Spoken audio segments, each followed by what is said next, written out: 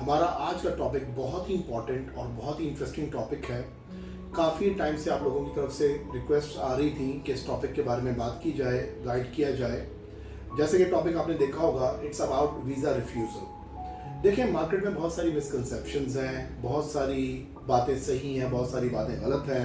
Usually ये concept एक देखा जाता है कि जब आपका वीज़ा रिजेक्ट होता है, you feel like the end of the world, कि दुनिया ख़त्म हो गई, सब कुछ ख़त्म हो गया। किसी भी कंट्री ने, मेरा यूएसए है, यूके है, कनाडा है, शेंजन कंट्री है, मैंने अप्लाई किया और मेरा वीज़ा रिजेक्ट हो गया, तो अब क्या होगा? वीज़ा रिफ्यूज़ हो गया, कहानी ख़त्म हो गई, अब क्या होगा? मेरे पैसे वेस्ट हो गए, मेरी मेहनत वेस्ट होगी।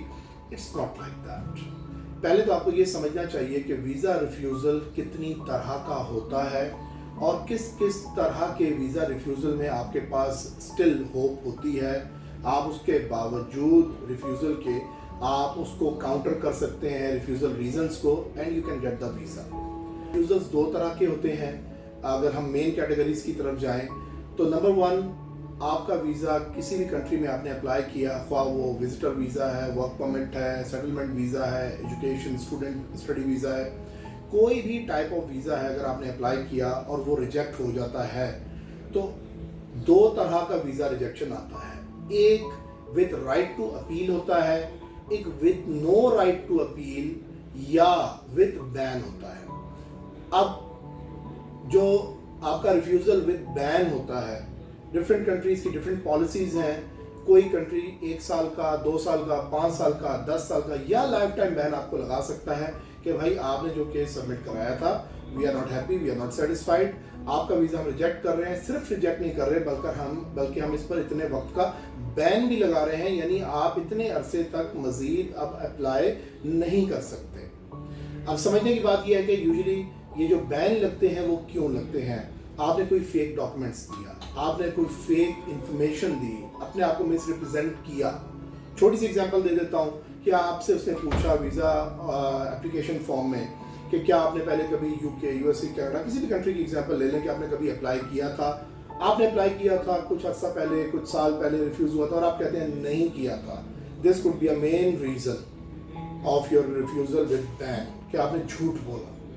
और इसके अलावा कोई भी इंफॉर्मेशन ऐसी हो सकती है जो साबित हो जाए कि आपने झूठ बोला, कोई डॉक्यूमेंट जो साबित हो जाए कि आपने फेक डॉक्यूमेंट लगाया था, तो आपका ना सिर्फ रिफ्यूज़ल होगा बल्कि बैन भी लगेगा। और उस सूरत में your doors are closed for that particular time period, जब तक कि आपका बैन मौजूद है। यहाँ पर तो चांसेस बहुत ख़राब आपके हो जाते हैं। स्टिल बैन के बाद there are many different options कि आप उसको चैलेंज कर सकते हैं थ्रू कोर्ट, थ्रू आप उसको अपील में जाकर, लेकिन there are but the chances are very rare कि अगर आपकी तरफ से वाकई मिस्टेक हुई है और उस पर आपके पास सॉलिड ग्राउंड्स नहीं है अपने आप को सही साबित करने के, तो आपका जो बैन है रिमूव शायद ना हो। दूसरी टाइप जो रिफ्यूज़ल की होती है, जो कॉमन है, जो नॉर्मल है, जो होती है हर दूसरे तीसरे बंदे की, वो होता है refusal with right to appeal. यानी आपका वीज़ा हम रिफ्यूज़ कर रहे हैं with these reasons, but still अगर आपके पास इसका जवाब है, you can satisfy us, या आप इस बात के जिस पर हमें तसल्ली नहीं है उससे मुतल्लिक आपको एविडेंसेस, प्रूफ्स दे सकते हैं, तो yes we will consider it, आप अपील कीजिए और हम आपको वीज़ा दे देंगे। अब होता क्या है कि जहाँ पर यूजुअली मार्केट में मैं ये देखता हूँ कि वीज़ा रिफ्यूज़ल होता है विद राइट टू अपील होता है, लोग बैठ जाते हैं हाथ पे हाथ रख के। मैं सजेस्ट करूंगा कि आपको ऐसा नहीं करना चाहिए।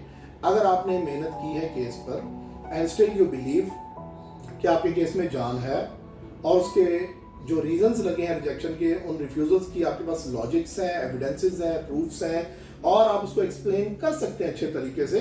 देखिए, वीज़ा ऑफिसर भी एक इंसान ही होता है ना। मैं अक्सर अपने क्लाइंट्स से जो मुझसे मिलते हैं, कोई दोस्त हैं जो इन्फॉर्मेशन देते हैं, मैं उन्हें एक बात हमेशा कहता हूँ कि याद रखिए, जो वीज़ा ऑफिसर है ना किसी भी कंट्री का, वो बैठा हुआ है आपको वीज़ा देने के लिए। उससे किसी भी कंट्री ने, जिस कंट्री का वो रिप्रेजेंटेटिव है, जिस एम्बेसी को वो रिप्रेजेंट कर रहा है, वो उस कंट्री का वीज़ा देने के लिए आपको बैठा है, वीज़ा रिजेक्ट करने के लिए नहीं बैठा। उसे इसलिए नहीं बैठाया गया कि जो भी वीज़ा है आप रिजेक्ट कर दो। No, not at all.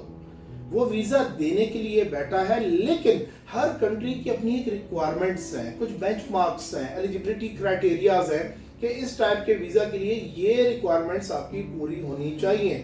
आप वो जब रिक्वायरमेंट्स पूरी करके एक अच्छी सी स्ट्रॉन्ग सी फाइल बनाकर आप अप्लाई करते हैं, तो अब आगे वो भी इंसान है जिसने उस फाइल को देखना है, उस रिव्यू करना है। आपके केस में हो सकता है कोई बात उसे समझ नहीं आई, कोई बात उससे हजम नहीं हुई, कोई बात उसे लॉजिक या कनेक्शन आपस में आपकी इंफॉर्मेशन का और एविडेंसेस का फील नहीं हुआ, तो वो रिफ्यूज करता है, बट आपको अपील का राइट देता है और ये कहता है भाई I am refusing your visa on these grounds, ये रीजन है, मुझे ये बात समझ नहीं आई, इस बात से मैं मुतमईन नहीं हूँ, ये एविडेंसेस मुझे इस चीज़ के आपने नहीं दिए, ये बात आपकी लॉजिक नहीं है, आपने स्टेटमेंट बैंक की दी, ये अमाउंट मुझे समझ नहीं आई कहाँ से आई, आपने कहा जी मेरी प्रॉपर्टीज अच्छी, आपने साथ में प्रूफ नहीं लगाया, आपने स्पॉन्सर मुझे दिया है, स्पॉन्सर के बारे में मैं सेटिस्फाइड नहीं, मुझे मजीद डिटेल्स दीजिए। तो ये सारे जो रीजंस हैं इनको आप काउंटर कर सकते हैं, एक अच्छी अपील बना के with all the supporting documents आप अप्लाई करें, तो there are very high chances कि आप जब अपील करते हैं तो आपका वीजा अप्रूव हो जाता है। सो आज का मैसेज सिर्फ यही है कि वीजा रिफ्यूजल आ गया, दुनिया खत्म नहीं हुई, दुनिया तबाह नहीं हो गई, सब कुछ यहाँ पर मौजूद है, सब ठीक है, it's a part of game में हार जीत जैसे होती है। रिफ्यूजल आ गया, आप उसको काउंटर कीजिए, किसी अच्छे कंसल्टेंट से डिस्कस कीजिए, अपनी अच्छी सी स्ट्रॉन्ग सी अपील बनाइए, and there are very high chances कि अगर आपके केस में जान है you will get the visa इंशाल्लाह।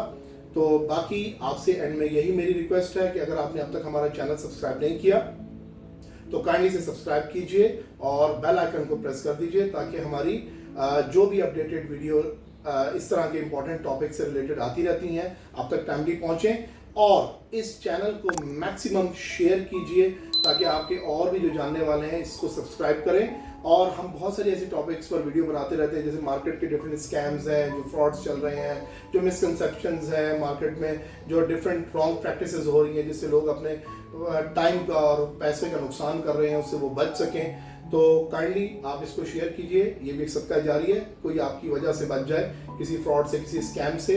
तो इंशाल्लाह नेक्स्ट वीडियो में मुलाकात होगी, तब तक के लिए टेक केयर, अल्लाह हाफिज़, थैंक यू।